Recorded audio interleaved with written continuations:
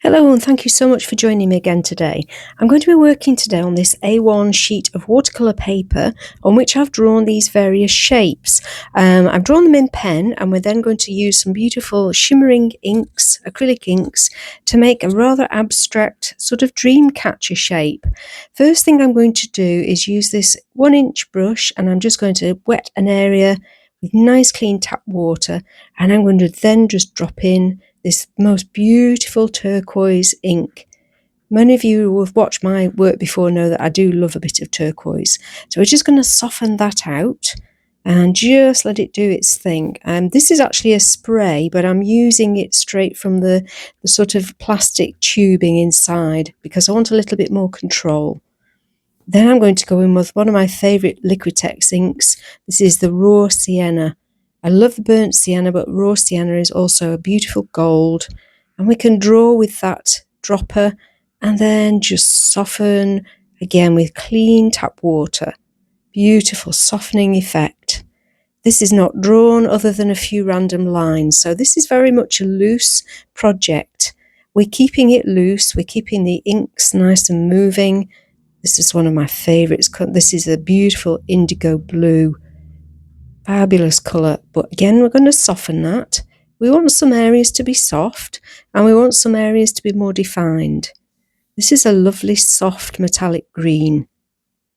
So we're starting to build up the colours, pulling those colours out with clean water, and then building. It's a little bit of a steady hand just to draw with these, but you get the idea. After a bit of practice, it becomes a lot more simple. Softening, softening. I'll put all the colours for you in the description so you can have an idea, but obviously you can use whatever colours you like. Add a little bit of blue down there. And as you can see, we've got a little bit more bleed going on. And I'm going to add a little darker hint around that ellipse shape. For those of you who are interested, the shape that I've actually got in the centre is the vesica pisces, which, if you can imagine two circles overlapping, this is the sector in the middle. And it has a lot of sacred, spiritual meaning to it if you want to look into it further. I'm not going to elaborate here, we're just studying with the artwork. And this is the most beautiful, transparent, burnt umber. And I'm dropping that straight in and then just blending and softening. And we'll use the spritzer on this just to get it moving a little bit more, branching down. I hadn't an idea when I started at what this was actually going to look like. I was playing with the shapes and seeing what happened, but it looks a lot more as the time goes on, a little bit like a Dreamcatcher shape. We'll soften that little spot of ink there that managed to get itself on there. That's not a problem. We'll just wet it out. And then we'll pull some of that indigo down and soften it out. And I can see that at the top it's puddled quite heavily, so I'm going to pull some of that out and drop it in here. And then we'll soften that little bit of blue there. Just getting those shapes. Oh, and drop some of that turquoise in again. The whole idea with this abstract work is to build your layers, get your colours, and the joy with using the inks is that we can layer over the top of the inks that we've put on previously and they won't move. Unlike watercolour where it will just wash it away, with the acrylic inks once they're dry, we can go right over the top. Beautiful, add a little bit more of that gorgeous indigo. And softening out, this is a watercolour brush, but it works a treat to soften. Get that water. You see how the ink follows the water? And again, we'll just spritz that edge to keep it nice and soft. Don't want anything too harsh just up there. And I'm trying very hard to keep out of that vesica pisces shape in the centre. Let's drop a little bit more of that blue along that line and let it spread. Lovely, soften. And now I'm going to go in with that beautiful raw sienna over the top of the blue, which will give us a little bit of a greenish shade. You see, as I pull that out, it's starting to change. A little bit yellow, a little bit green.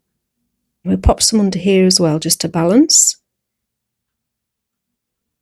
I quite often use a liner or a rigger brush because I find I can get nice fine lines with that. See that colour spread. Beautiful. And we'll drop it in there as well. I'm always looking for balance, so where I put a colour on one side, I quite often like to put it in on the other. And we'll use the spatula to push that out. And we're hitting a damp area as well, so it'll go into there and soften. Beautiful. Quite nice to push it and pull it. Now this is dried, but I want to add a little bit more richness, and as you can see, I've actually crossed over the vesica shape. I felt that it just looked a little bit empty, so I've just put a few lines. And now I'm going to wet some of this area that's dry.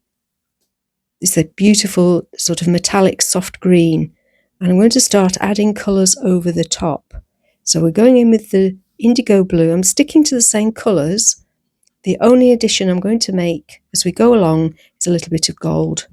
Now I've put that into a dish because I was finding that the pipette was dropping the ink on it too easily. So I've used the pipette just to add depth, just to drop it in where it's wet and just build up the range of the colour. So we can have the softer blue, but I do want areas of the darker shades. Let's go across this side. Again, that's dry completely, so putting water over the top is not a problem. I want quite a bit of water on here. And I'm going to draw in with the metallic soft green. I know it's a little bit shiny for you to see, I'm sorry about that. We've actually had a summer here in the UK, which has meant that it's been tricky to film because the light has been a bit sort of unpredictable. There we go, that's softened that beautifully. And now I'm going to go in with gold, straight from the pipette from the bottle. And I'm going over the top of some of the turquoise, and I'm going to soften that, and that's going to give us a shimmer of gold over the turquoise. Beautiful. It just adds another element of interest. And we'll soften that line down as well. Don't want it too solid. A little bit more around the edge of that vesica. And pull it out. And where we're hitting that soft area with the blue, it's going to bleed into that colour. Give us some lovely effects. I'm not really worrying where I'm putting it other than balancing. Soften that little area as well. And hopefully you can see how beautifully it goes across the top of that turquoise. It mellows out in shade, obviously, as it thins. And we can see through it, which is beautiful. A little bit more dark there. And then we'll start to bring that gold down into this bottom area. We want a balance of what's above and what's below. So this is basically just adding the shapes that we want. I want some sort of fronds and lots of organic shapes, which are very beautiful. And they are a bit like the strings from a Dreamcatcher. Again, adding a bit more turquoise in. Using the spatula again because I want to pull it across. Let's drop a bit more of that darker blue, just for a little emphasis. Okay, now this is, hold my breath while I do this. I'm going to do a really long line. This is the liner brush, which I told you gives you those really nice long lines. And I'm just adding a little bit more turquoise, just carefully. Okay, so I'm just zooming in here with the camera so you can see a little bit closer. You can see the gold shine. I love the shape. I love the fact that it looks like a Dreamcatcher. And I hope this will inspire you to have a go yourself with your inks. Do please let me know how you get on. I'm always grateful to hear from you. Thank you so much again for watching. And I look forward to seeing you for another project very soon. In the meantime, keep painting. Bye for now.